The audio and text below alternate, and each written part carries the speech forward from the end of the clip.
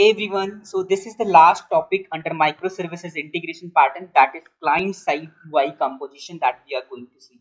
So it's about the changes in the front end that we have to do as per the changes in the microservices architecture, or I say the backend application that we are doing. So we have converted the monolithic architecture into microservices architecture. So we have not talked about much the front end part. So let's talk about that in this video. So evolution of UI with the microservices. So let's see the architecture that it was looking earlier. So earlier we were having the front end UI and single monolithic backend. So most probably it was the model view controller part. So everything was compact, like it was combined in a single part. So front end was also part of the application. But when we converted monolithic architecture uh, into microservices architecture, so there were different libraries, that is React, Angular, and all others. So that were solely focused on the front end part that were taking the role of that one. So we converted that monolithic backend into the microservices architecture. So it's A, it's supposed to be B and C. So now front end has to call each services individually. Uh, so and by the time there has been changes in the front end as well. So the way that we have microservices, the way that we have microservices on the front end, we have micro front ends on the front end side as well. So let's see the points about that. Front end also needed to change with the time, and what those changes are micro front end at the same way that we have microservices architecture. So how that change is reflecting and how microservices going to take care of that one.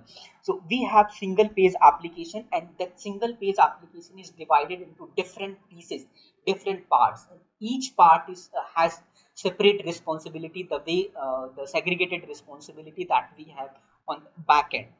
And those each part of the front end, that separate responsibility is connected with the service on the back end.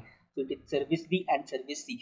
For example, if I talk about the online dummy shopping portal that we have been discussing, so if it is the service about the product information, so respectively we have a page on the UI which is just taking care about the information about the product, and the second part of the front end just which is showing the card, like order status and all those things. So we have separate service for that as well. And we have here like recommendation service. You can see, if you browse the amazon.com, flipkart.com, any website, you see many things happening on the single page.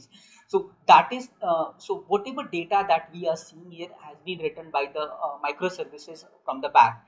So each part that we are seeing on the front end part is divided like a micro front end, and that data is coming from the respective microservice that we see. So we have advertisement services going on the front end as well. So we have different service to take care of that. So that's concept of the front end that we have, and respective backend service that we have. And you can also see the n number of websites that we have. You can see the Netflix, Amazon here. You see the normal browsing history that you have. You see the recommendation as per your choice. You see the newly launched application as well. So these are the roles that has been taken care by the different microservices from the back, for which we have built the different uh, one single portion in the front end, that is the micro front end. So when one part is loading, it is not disturbing the other part that we have. So sometimes you are seeing when you are logging into the application, when you are on a single page, some part is loaded and some part is not loaded. So that's because of that your single page application is divided into different pieces, that is micro front ends, right?